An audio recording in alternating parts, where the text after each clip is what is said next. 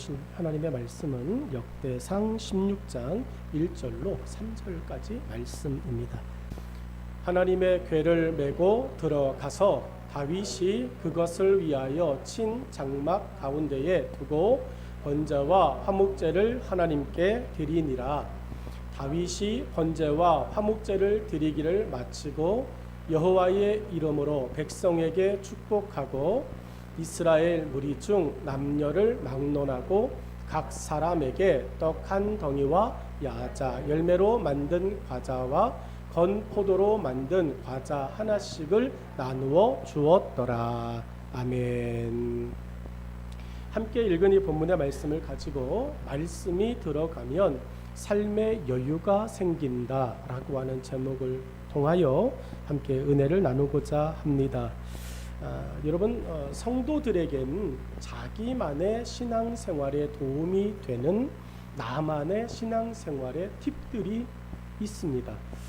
저는 저대로 내가 신앙생활하면서 나는 이것을 성경 또 성령의 충만함 속에 내 신앙의 성장 속에 우선순위에 둘 것이다 라고 하는 나만의 것이 있습니다. 여러분은 또 여러분만의 것이 있습니다. 어떤 분은 큐티를 통해서 내 신앙생활의 성장을 도모할 것이다. 어떤 사람은 찬양을 통하여서 내 신앙생활을 지킬 것이다. 어떤 사람은 섬기며 봉사하고 구제하는 것을 통해 내 신앙생활에 유익을 줄 것이다. 여러분, 그 모든 것들은 옳습니다. 그 모든 것들은 우리가 행함에 있어서 우리 각자의 신앙생활을 키워나갈 수 있습니다. 모든 성도들의 신앙생활에 지침이 되어지는 팁, 그 중에서도 여러분 뭐니 해도 우리는 십자가 아닐까라고 생각합니다. 제가 성경을 보고 여러분이 찬송을 부르고 구제하며 선교하며 전도하며 여러분 하는 모든 것들은 우리가 십자가 밑에서 십자가에서 피 흘리신 예수님을 바라보며 우리가 행하는 일이라고 생각합니다. 그래서 기독교를 십자가의 종교다라고 이야기합니다. 그러니까 기독교를 이야기하며 십자가를 빼고 이야기하면 여러분 우리는 기독교를 이야기할 수가 없을 정도였습니다. 십자가를 우상시하는 것은 아닙니다. 십자가를 믿자라고 하는 것도 아닙니다. 그런데 여러분 십자가 위에 계신 십자가에 달리신 예수님의 그 삶을 예수님의 그 오신 목적을 우리는 십자가를 바라볼 때마다 기억하는 것입니다. 여러분 금으로 만든 십자가를 메고 있다고 여러분 우리가 금 십자가를 지는 것도 아닙니다. 나무로 된 십자가를 진다고 나무 십자가를 지는 것도 아닙니다. 우리는 금과 은과 나무 그거랑 아무 상관없이 그것에 왜 예수님이 달리셔야 됐는가 우리는 그것을 기억하고 예수님처럼 나도 세상 속에 녹아 들어가는 소금으로 빛내는 빛으로 살고자 하는 그 결심이 우리들의 삶 속에 신앙의 유익을 만들어 가리라고 믿습니다. 예수님의 33년 그것은 예수님이 세상에 오셔서 정말로 살고 가신 인생의 시간입니다. 우리보다 훨씬 더 짧게 사셨습니다. 이제 우리보다 조금 더 살아가셨을 뿐입니다. 그런데 예수님의 33년의 인생은 십자가를 지기 위해 처절하게 준비하신 준비의 시간이셨습니다. 예수님이 오병이어의 기적을 행하심도 십자가를 지기 위한 하나의 단편이었습니다. 예수님이 죽은 나사로를 살리신 것도 십자가를 향하신 한 걸음의 부분이었습니다. 예수님이 아무 물고기 잡지 못한 베드로에게 찾아오신 그 밤의 그날의 그 흔적도 십자가를 지기 위한 한 걸음의 인생에 지나지 않으셨습니다. 우리는 예수님이 행하신 그 기적, 예수님이 행하신 능력 앞에 우리는 위대함을 표현합니다. 멋있습니다. 대단하십니다. 역시 예수님입니다. 화려한 수식어들을 갖다 놓지만 예수님의 입장에서는 이 능력이 무슨 소용이고 이 기적이 무슨 효과가 있으며 이 멋있음이 무엇인가 이것은 다 십자가를 위한 걸음의 한 부분이다라고 말씀하십니다. 오늘 저와 여러분이 세상에서 부유하게 되기를 주의 이름으로 축원합니다. 여러분이 세상에서 그 누구보다도 건강하여지기를 주의 이름으로 축원합니다. 여러분이 그 누구보다도 명예롭고 인기 있고 여러분이 유명인이 되어지기를 주의 이름으로 축원합니다. 그런데 여러분 그 모든 명예와 권세와 인기와 그 유명함이 여러분 우리는 예수 그리스도를 위함임을 다시 한번 기억하고 내가 그 자리에 서는 것에 목적이 있기를 간절히 소망합니다.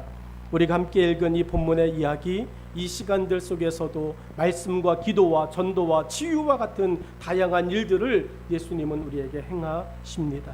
이처럼 이스라엘 백성들에게도 우리의 십자가와 같은 하나님을 믿는 상징물이 있었습니다.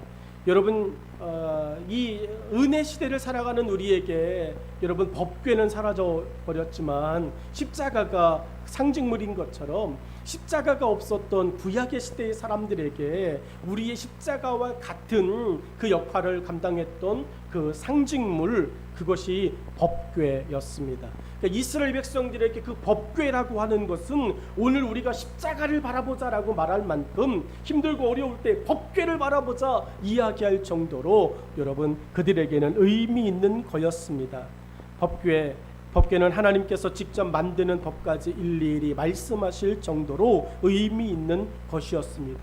모세를 통해서 그냥 12명의 장로들을 통해서 야, 눈에 보이는 나무 벼, 그리고 그것을 네모 반듯하게 들기 편하게 그냥 만들어. 여러분 이렇게 즉흥적으로 여러분 그냥 임시 방편으로 어쩔 수 없이 담을 수 있는 도구가 필요해서 여러분 만들어진 것이 아닙니다.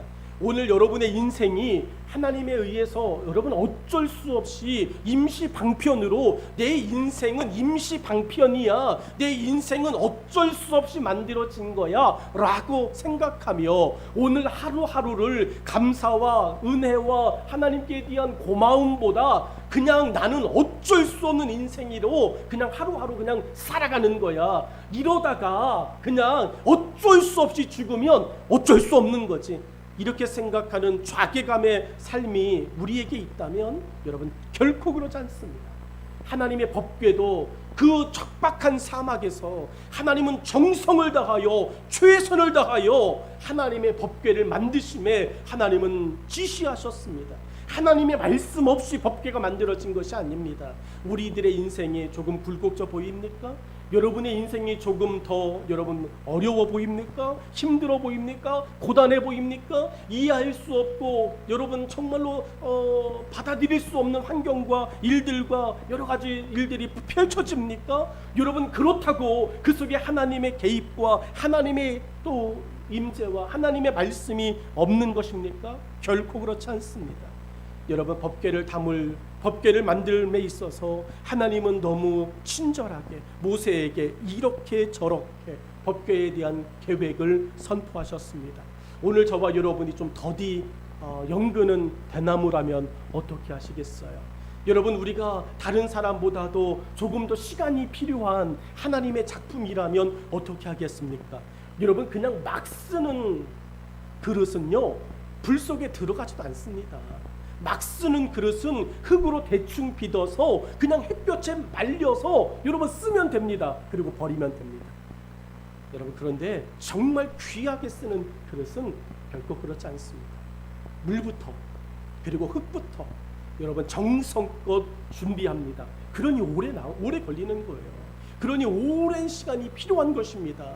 그리고 정성껏 또 유약을 바르고 그것을 불가마에 넣기를 반복해서 정말로 부딪히면 여러분 투박한 소리가 아니라 맑고 청아한 소리가 나는 그릇을 만드는 시간이 오래 걸리죠. 여러분의 인생에 왜 나는 저렇게 빨리 되지 않지? 나는 저 사람은 벌써 이런데 나는 왜 이러지? 이야기하며 누군가와 여러분 우리가 비교되어지고 그럴 때 여러분 우리가 좀 더디되어지는 하나님의 손길 속에서 조금 더 오랜 시간이 필요한 하나님의 사람이라면 여러분 우리는 그것을 받아들이고 그 속에서 하나님의 때를 기다릴 줄 아는 현명함이 있기를 주의 이름으로 축원합니다. 저는 우리 교회가 그런 교회라고 믿습니다. 우리 교회가 조금 더 하나님의 손길 속에 있는 거예요. 우리 교회가 하나님의 손길 속에서 조금 더 아름답게 다듬어지는 것입니다. 여러분의 인생이 빗나간 인생이 아닙니다. 여러분의 인생이 실패한 인생이 아닙니다. 우리의 인생은 여전히 하나님의 손에서 조금 더 하나님의 손길을 경험하고 있는 여러분 값지고 빛나는 인생인 줄로 믿습니다. 하나님이 그 광야에서 법궤를 그렇게 만드십니다. 여러분, 말도 되지 않는 환경과 여건 속에서 하나님이 하나님의 것들을 쓰기 위하여 하나님께서 법궤를 직접 백성들에게 말씀하셨습니다. 그리고 그것을 만들어 보여줍니다. 만들어 냈습니다. 이제 그 법궤가 백성들 눈앞에 짜잔 등장합니다. 여러분, 법궤가 등장하는 것만도 대단한 거 아닙니까? 여러분, 나무 하나 찾아보기 힘든 사막에서 법궤가 말한다고 말대로 하나님의 말씀대로 만들어진 거예요. 그거 하나만 봐도 우리 하나님이 하셨습니다. 이야기할 만한데, 여러분, 그 법궤 속에 하나님이 이제 한 가지 일들을 채우십니다. 법궤 속에 들어가는 세 가지 물질을 우리는 잘 압니다. 어떤 것들이 들어가 있었냐면, 여러분, 아론의 쌍난 지팡이가 들어가 있습니다. 누가 지도자냐? 너만 지도자냐? 라고 이야기할 때 하나님이 내가 택한 지도자는 너는 아니야 라고 말씀하셨다. 나머지 11명의 지파들을 잠잠케 하고 하나님께서 택하신 아론의 대제사장의 권위를 세우셨던 그 위도십의 대향연이 여러분 멋있게 보여졌던, 야, 다 죽은 지팡이 갖고 왔는데 아론의 지팡이에서만 살구꽃이 피어졌어. 살아있네. 여러분, 리더십은 살아있다라고 인정하고 리더십이 살아있음을 경험하고 리더십을 살아있다고 존중할 때 여러분, 공동체는 비전으로 나아가게 될 줄로 믿습니다. 아론의 쌍난 지팡이는 하나님의 리더십의 상징인 거죠. 우리 하나님이 인도하신다, 하나님의 살아계심을 고백하고 하나님의 나의 구주요 지도자요 하나님이 나의 인도자 되심을 고백하는 인생은 결코 쓰러지지 않고 결코 넘어지지 않고 결코 망하지 않는 줄로 믿습니다. 그거 넣어라. 넣었어요. 여러분, 그리고서 두 번째로 그 속에 들어가는 것이 뭡니까? 여러분, 굶으면 누구든지 여러분 힘이 없습니다. 만나 항아리라고 하는 것을 그 법궤 안에 넣어라. 여러분, 하나님의 은혜 없이 살아갈 수 있습니까? 만나 항아리는 그 척박한 사막에서, 척박한 광야에서 이제는 죽을 수밖에 없음을 고백하는 나 같은 사람에게 하나님께서, 아니, 너의 것은 없어도 너의 능력과 너의 실력과 너의 가문과 너의 형편과 너의 물질은 없어도 나의 것으로 너를 일으킬 것이다. 하나님이 하늘의 문을 여시고 이 땅 가운데 온 지면에 노력하지 않아도 얻게 하셨던 그 생존의 힘, 하나님의 은혜, 그 만나 항아리를 그 속에 넣어라. 여러분, 백성들이 살아가면서 얼마나 많은 힘든 일이 있겠습니까? 이스라엘 백성들이 광야의 걸음을 뚜벅뚜벅 걸어갈 때마다 얼마나 힘들겠습니까? 그때마다 얼마나 많은 좌절이 경험되겠습니까? 근데 그때마다 법궤 속에 있는 하나님의 은혜, 내 힘과 내 능력이 없을 때마다 하나님이 먹여주셨던 그 만나 항아리를 기억하면 이번에도 내 힘이 아닌 하나님의 은혜를 믿자. 백성들을 그렇게 위로하고 갈 수 있습니다. 우리 교회 가운데 이 만나 항아리에 은혜가 있기를 간절히 소망합니다. 여러분의 인생의 그 만나 항아리가 가슴 깊은 곳에 담겨지기를 간절히 축원합니다.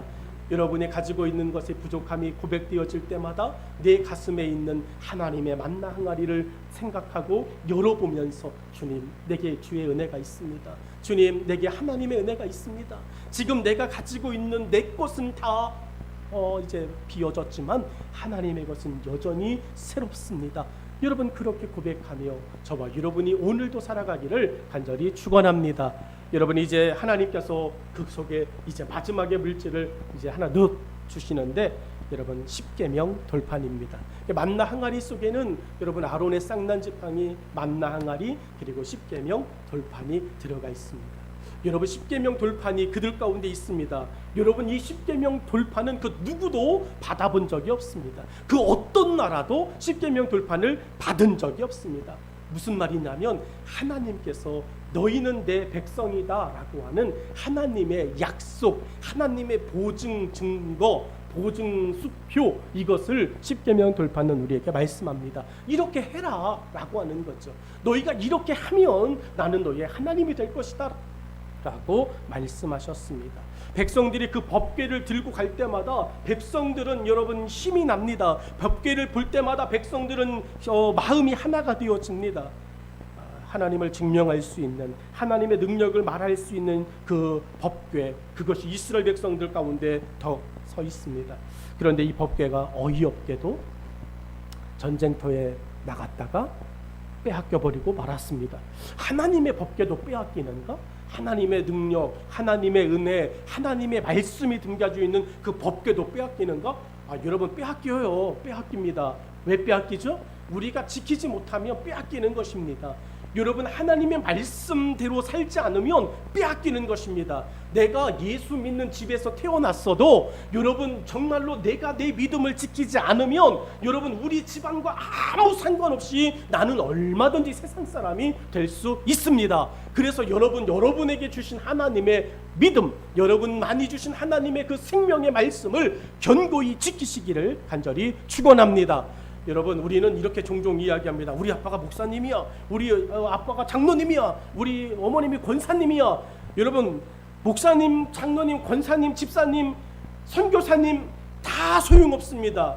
여러분, 내가 예수 그리스도를 믿을 때 여러분, 예수 그리스도는 내 속에서 역사하시고 일하시고 은혜를 베풀어 주시는 줄로 믿습니다. 우리 집안이 아무리 예수 잘 믿어도 내가 예수 믿지 않으면 법궤는 얼마든지 빼앗길 수 있어요. 그리고서는 여러분, 누구를 탓하겠습니까? 내가 빼앗긴, 내가 지키지 못해서 잃어버린 법궤. 근데 오늘 본문이 바로 그 이야기예요. 이스라엘 백성들 속에 법궤가 없어요. 하나님의 백성이라고 말하는데 안고 없는 찐빵이 된 거예요. 나 예수 믿습니다. 그런데 예수가 없는 거예요. 여러분, 그럴 때 얼마나 비참한 것입니까? 사도 바울이 귀신을 막 내쫓았어요. 근데 그것을 보고 멋있다, 이야 괜찮다, 저거 돈 되겠네. 그리고서는 이제 여러분, 이제 마술사 시몬이 이제 나도 귀신 쫓아줍니다.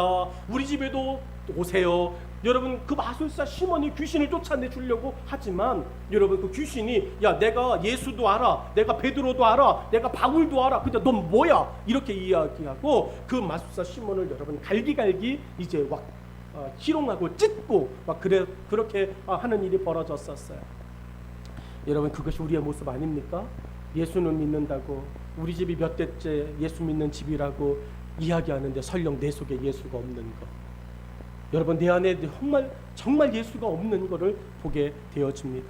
그게 법궤를 빼앗긴 이스라엘의 모습이었습니다. 법궤가 없는 성전에서 그들은 어떤 마음이었을까요? 법궤는 하나님의 말씀을 대신하는 것이었습니다. 그런데 법궤가 없는 성전, 그 말은 하나님의 말씀이 없는 성전. 여러분, 그 성전 앞에서 이스라엘 백성들은 어떤 마음이었을까? 법궤의 분실은 말씀의 분실입니다. 하나님의 말씀은 우리 안에 안전한가를 오늘 이 시간 우리 모두가 한번 점검해 보기를 원합니다. 여러분 안에, 여러분 속에 하나님의 말씀은 안전하십니까?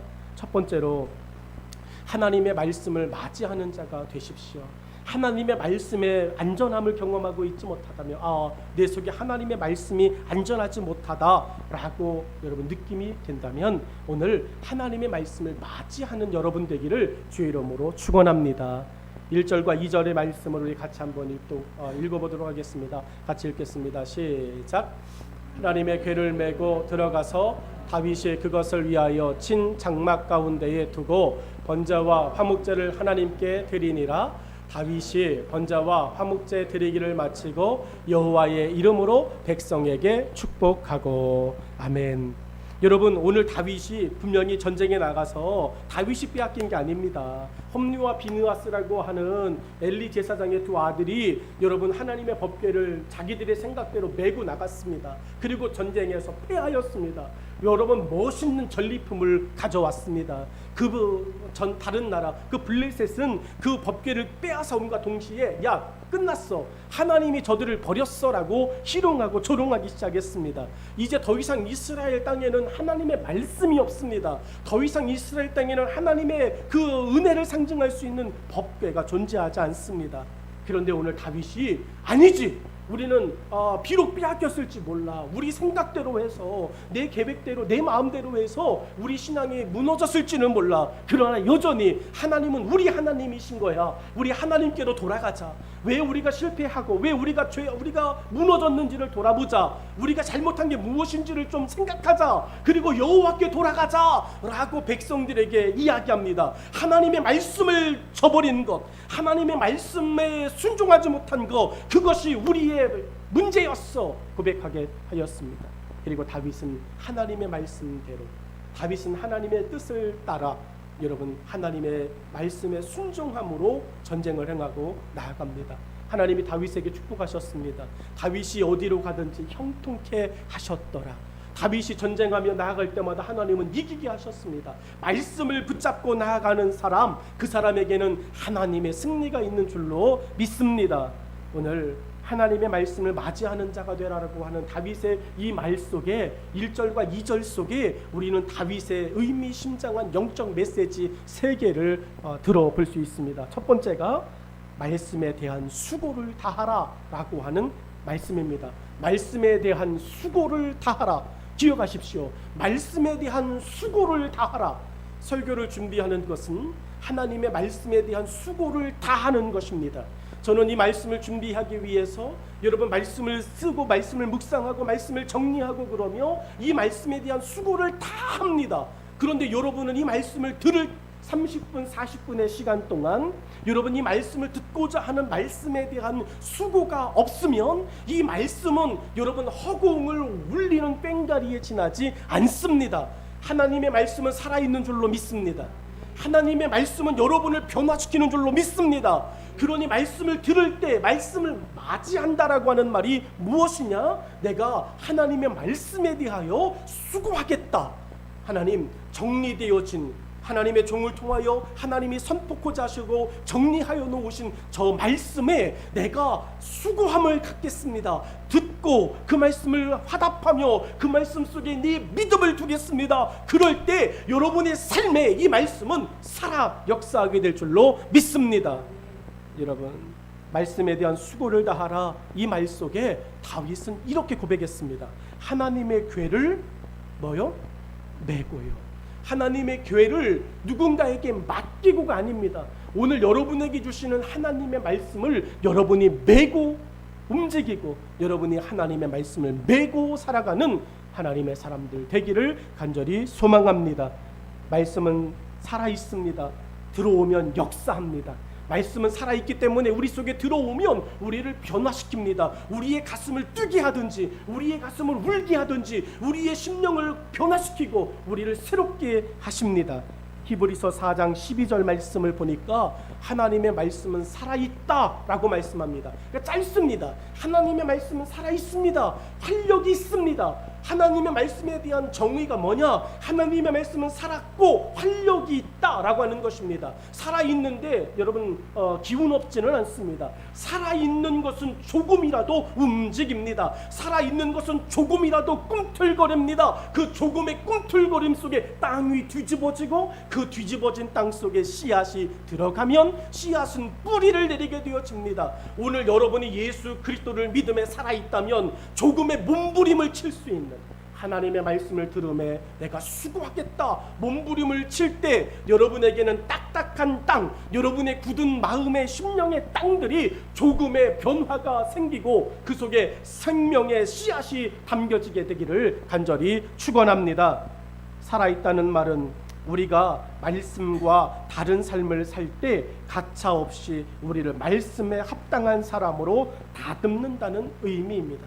이 말씀을 기억하여 주십시오. 여러분 살아있다라고 하는 말은 내가 하나님의 말씀과 다르게 행동하고 내가 하나님의 말씀과 다르게 생각하고 하나님의 말씀과 다르게 살고 싶다고 이야기할 때 하나님의 말씀은 우리에게 주의 지팡이와 막대기가 나를 안위하시나이다 하는 것처럼 졸면 안 되지, 집중해야지, 그건 아니지, 이쪽이지. 여러분 끊임없이 우리에게 우리가 하나님의 말씀과 반대되어지는 하나님의 말씀과 다른 삶을 살려고 할 때마다 하나님의 말씀이 살아있다라고 하는 말은 저 활력이 있다라고 하는 말은 그건 하나님의 말씀의 뜻이 아닌데 그거는 아닌데. 여러분 신호등이 우리가 운전하고 갈 때 우리 앞에 신호등이 계속 나타나는 것은 우리가 운전을 할 수 있도록 우리의 운전을 도와주는 장치 아닙니까? 하나님의 말씀이 살아있다, 활력 있다라고 하는 이 말은 우리가 하나님의 말씀에 합당한 사람으로 살아가도록 우리를 도와주는 것입니다. 그러므로 법궤를 메고 의 의미는 말씀의 다스림에 순종할 수 있는 수고를 받아들이는 것이에요. 다윗이 백성들에게 이야기합니다. 법궤를 메고. 그런데 제사장들만 법궤를 멜 수 있었습니다. 여러분, 제사장들 하나님의 종으로 하나님의 사람으로 택하여진 사람들입니다. 그들이 말씀의 법궤를 메기를 싫어하면 법궤는 찾아왔을지 몰라요. 이제 우리 것이다 이야기했을지 몰라요. 그런데 법궤를 운반할 수는 없어요. 누군가가 말씀에 대하여 수고할 때 법궤가 드디어 예루살렘 성전 지성소에 들어가 위치할 수 있습니다. 백성들이 바라볼 수 있습니다. 오늘 예수 믿는 우리가 말씀에 대한 하나님의 뜻에 합당하게 살고자 하는 이 말씀을 메고라고 하는 말씀에 대한 수고함을 게을리할 때 우리는 여러분, 그 누구도 말씀에 살아있음을 경험할 수 없습니다. 말씀의 그 역사를 맛볼 수 없습니다. 여러분, 예전에 우리의 선조들, 우리의 윗대의 신앙생활하셨던 분들은 여러분 우리보다 훨씬 학력이나 이런 것들이 교회의 수준이 여러분 많이 우리보다는 약하십니다. 그런데 그들 속에서는 역사가 일어납니다. 그들 속에서는 기적도 일어납니다. 근데 말씀이 풍요로워졌고 지적인 수준도 높아졌습니다. 근데 우리 속에 그러면 말씀을 이해하고 말씀을 생각하고 말씀을 받아들일 수 있는 그 모든 여건이 배나 좋아졌으면 성령의 기적과 역사도 더 활발하게 일어나야 되는 거 아닙니까? 그런데 여러분, 성령의 역사는 예전만 못합니다. 왜 그럴까요? 여러분, 이거죠. 말씀에 대한 맞이함이 없는 거예요. 우리에게 성경은 지식의 책으로 전락한 지 오래되었습니다. 신실한 그리스도인들이여, 사랑하는 성도들이여, 여러분에게 묻습니다. 여러분은 하나님의 말씀의 책이 여러분을 살리는 생명의 책으로 믿으십니까? 정말 믿으십니까? 아니면 그냥 1년에 한 번 읽어야지 하는 여러분 정말로 그냥 지식의 책으로 성경을 대하십니까? 저는 문제가 여기 있다고 생각합니다. 하나님의 말씀 1.1획도 변하지 않는다면 50년 전에 이 땅에 부흥의 불길을 일으켰던 그때의 성도들의 가슴을 움직였던 그 말씀과 2020년 오늘을 살아가는 나의 마음속에 있는 하나님의 말씀의 이 역사는 왜 차이가 날까? 여러분, 말씀에 대한 수고가 사라지지 않는 여러분 되기를 주의 이름으로 축원합니다. 두 번째로, 말씀에 관심을 가지십시오. 말씀을 맞이한다라고 하는 말은 다른 말이 아닙니다. 말씀에 관심을 가지세요. 여러분, 이스라엘 백성들이 예전에는 법궤만 가지고 나갔으면 전쟁을 이겼어요. 아무리 어렵고 힘든 전쟁도 하렘 선포되어지면 하나님의 법궤가 앞장서는 것입니다. 왕과 함께, 대제사장과 함께 하나님의 법궤가 앞에 나가서 하나님이 친히 싸우시는 전쟁이 되는 거예요. 여러분, 이거는 패할 수가 없어요. 근데 이 전쟁에서는 보란듯이 패했습니다. 왜 그럴까요? 여러분, 법궤, 하나님의 말씀에 앞서심, 이거에 대한 관심이 이스라엘 백성들 속에 없는 거예요. 여러분, 법궤가 나간다고 이기는 것입니까? 그 백성들이 하나님이 우리와 함께 하신다, 하나님께 대하여 관심을 가질 때 그들은 힘이 있고 능력이 있었던 것이에요. 그런데 오늘 그 백성들 속에는 법궤에, 하나님의 말씀에 관심이 없습니다. 여러분, 두 번째 말씀 속에서 다윗이 이야기하는 것이 말씀에 관심을 가지십시오 라고 이야기합니다. 성경은 이렇게 말합니다. 그것을 위하여, 그게 뭡니까? 법궤죠. 하나님의 말씀이죠. 하나님의 말씀을 위하여 이제 뭐 하는 거예요? 하나님의 말씀을 위하여 그들이 이제 무엇을 하려고 움직이고 있는 것입니다. 성도는 무엇을 위해 사는 자인가가 분명해야 됩니다. 여러분은 예수 믿는데 예수님을 믿는 우리가 무엇을 위하여 사는지가 정확해야 됩니다. 어정쩡한 믿음과 행동은 한마디로 믿음 없음의 특징입니다. 어정쩡할 때가 있습니다. 우리 신앙생활 하면서 정말 어정쩡하게 이것도 저것도 아닐 때, 여러분, 그거 다른 말로 말할 필요가 없습니다. 믿음 없는 거죠. 물고기가 물을 떠나가지고 여러분 살 수 없듯이 성도가 말씀을 떠나서 과연 살 수 있을까? 근데 나는 지금까지 성경 안 읽는데도 잘 살아왔어. 그러면 간단한 거죠. 성경을 1년 내내 한 번도 안 보는데 내가 잘 살아왔다. 그 말은 내가 물고기가 아니라는 이야기예요. 여러분, 내가 물고기가 아니라는 이야기밖에 더 되겠습니까? 성경을 내가 정말 사랑하고 하나님의 말씀을 날마다 읽고 그것을 묵상하는 것이 내게 복이라고 여러분 믿고 고백하는데 성경을 안 읽어요. 그러면 여러분 간단한 거 아닙니까? 성도가 하나님의 말씀을 떠나서 과연 살 수 있을까? 여러분 대답은 어떻습니까? 아니라고 대답한다고요. 그런데 1년 내내 우리가 성경을 얼마나 보시냐고요. 하나님의 말씀을 읽는 것이 아니라 그 말씀을 듣고 읽고 지켜 행하는 것, 행함에까지 우리가 얼마나 도달하냐고요. 주일날 12번, 아니 1년 내내 주일 성수 해봐야 52번이에요. 1년 365일 중에 52번의 주일을 드리며 우리가 택하는 본문은 여러분 정말 얼마 되지 않습니다. 그 성경이 내가 읽는 성경의 전부입니다. 근데 그것도 온만 다하여 읽고 그것을 내 삶에 적용하고 살지 않아요. 여러분 뭘로 사십니까? 성도가 말씀을 떠나서 과연 살 수 있습니까? 없다고 대답하지만 잘 살아봤거든요. 성경 안 읽는 나도 이만큼 살 수 있다 라고 생각하며 살아왔습니다. 하나님께서 믿는 자에게 주시는 말씀은 무엇을 할 수 있는가에 대한 인도하심입니다. 그러므로 하나님께서 나에게 주시는 말씀에 관심을 가질 때 우리는 바울 사도가 디모데에게 전한 바울의 권면을 깨달을 수가 있습니다. 여러분 바울은 디모데에게 이렇게 권면했어요. 뭐라고 권면했냐면 디모데 후서 3장 15절로 17절 같이 읽죠. 시작. 또 어려서부터 성경을 알았나니 성경은 능히 너로 하여금 그리스도 예수 안에 있는 믿음으로 말미암아 구원에 이르는 지혜가 있게 하느니라. 모든 성경은 하나님의 감동으로 된 것으로 교훈과 책망과 바르게 함과 의로 교육하기에 유익하니 이는 하나님의 사람으로 온전하게 하며 모든 선한 일을 행할 능력을 갖추게 하려 함이라. 아멘. 여러분 이것이 믿음의 아들 디모데에게 바울 사도가 들려주는 것입니다. 바울 사도가 디모데에게 뭐라고 이야기하냐면 야 성경을 알았잖아. 어려서부터 이 성경이 너를 어떻게 만들었는지 그리고 이 성경이 너에게 어떤 유익이 있는지 알지. 그 말은 디모데야 성경에 하나님의 말씀에 관심을 가져라 라고 하는 이야기예요. 우리 어른들 우리 부모님들 우리 아이들에게 전자레인지 사용법 설명해 주죠. 일정 나이가 되면 가스레인지 사용법 알려주죠. 안 알려줍니까? 집에 비밀번호 현관 도어락 그 사용법 알려줘요? 안 알려줘요? 알려주죠. 왜 알려줘요? 그걸 알아야 살아가니까. 그죠? 근데 우리 부모님들 아이들에게 하나님의 말씀인 성경 사용법 알려줍니까?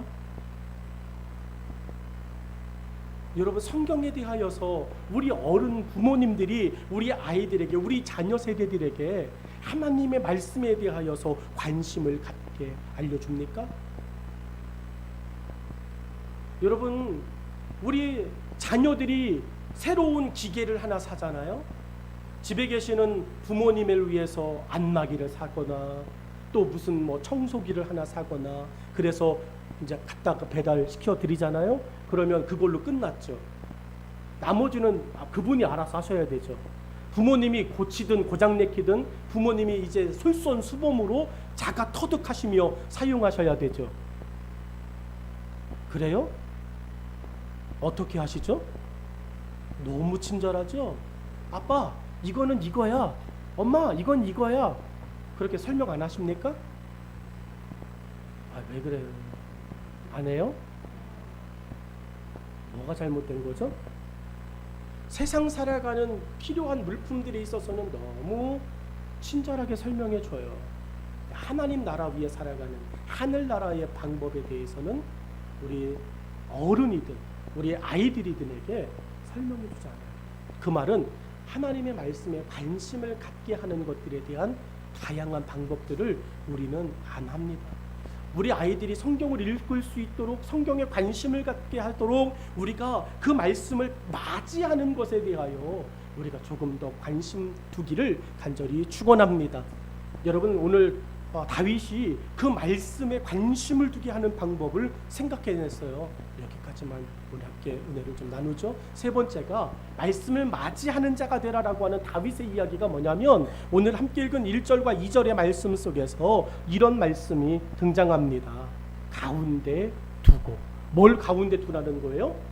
말씀, 하나님의 법궤를 가운데 두고 삶의 중심에 말씀을 두게 하십시오. 여러분, 말씀을 맞이한다라고 하는 말은 다른 것이 아닙니다. 내 가슴, 내 마음, 내 신앙 중심에 뭐가 있어? 앞으로의 삶의 진로들, 앞으로 어떻게 먹고 살아야 될까라고 하는 삶의 수단과 생계들, 여러분, 그것들보다 우리 그리스도인으로서, 우리 예수 믿는 사람으로서 정말 더 중요한 것은 하나님이 너의 주인이 되시고 하나님의 말씀이 너를 지키시고 하나님의 말씀이 내게 힘이 되실 거야 라고 하는, 하나님의 말씀이 떠나지 않는, 하나님의 말씀이 내 마음, 우리 자녀들의 가슴 중심에 가운데에 자리할 수 있도록 하는 그 자리 잡아주는 것들이 우리 예수 그리스도를 먼저 믿은 우리 선배들의 역할인 줄로 저는 믿습니다. 여러분, 우리들의 선배들은 여러분 야단쳤잖아요. 학생부 예배 나와가지고 장난치고 그러면 전도사님이 끌고 갔어요? 부목사님이 끌고 가셔서 이렇게 말했나요? 안 했어요. 여러분, 누가 그 역할들을 다 했냐면 나보다 1살 많은, 나보다 2살 많은 교회 오빠, 교회 형들이 데리고 가가지고 너 기도 시간에 떠들면 죽는다. 막 야단치고 엄하게 굴고 그랬습니다. 여기 다 그래 보신 분들이잖아요. 여러분의 후배들에게 다 그렇게 야단치셨던 분들이잖아요. 그 기도 안 하고 장난치고 있는 동생들을 위해서 정말로 금식하며 철야하며 울며 기도하며 그 아이에게 하나님 은혜를 주세요. 그 아이에게 믿음을 주세요. 여러분, 정말 기도할 줄 모르고 예배 드릴 줄 모르는 게 끌어안고 펑펑 웃었던 분들이 여기 계시는 여러분의 믿음의 전력 아닙니까? 여러분, 그랬던 믿음이 세상 살다 보니까 이제 약해지고, 여러분 이제 세상의 방법들로 그 시간에 조금 더 공부해, 그 시간에 조금 더 기술을 배워, 그 시간에 조금 더 뭐해, 하나님의 말씀을 가운데 두는 곳에서 어긋나고 벗어난 그 가르침들을 우리의 후배 세대들에게 주고 있지 않습니까?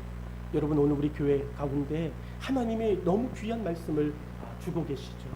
여러분, 하나님의 말씀을 맞이하는 우리 새희망교회가 되기를, 그리고 여러분 되어지기를 주의 이름으로 축원합니다. 가운데라고 하는 자리를 기억하세요. 너무 중요한, 그리고 잘 보이는 등대 같은 곳에 대한 이야기입니다. 이스라엘 백성들이 광야를 걸어가며 그들은 어느 곳을 가든지 이제 머물면 진을 치고 텐트를 쳤습니다. 그리고 그 진 한가운데 법궤를 두었습니다. 근데 이 법궤로 나아오는 길들이요, 꼬불꼬불하지 않아요. 법궤를 중심으로 여러분 계획되어진 도시처럼 사방팔방에서 여러분 그냥 한 번에 쫙 법궤로 모든 백성들이 집결할 수 있도록 여러분 이스라엘 백성들은 텐트를 쳤어요.